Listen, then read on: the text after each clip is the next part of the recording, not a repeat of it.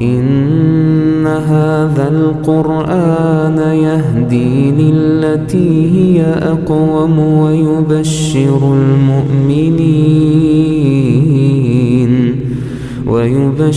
المؤمنين الذين يعملون الصالحات أن لهم أجرا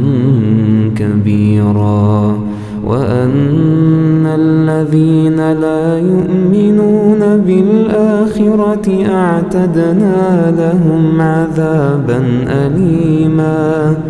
ويدعو الإنسان بالشر دعاءه بالخير وكان الإنسان عجولا وجعلنا الليل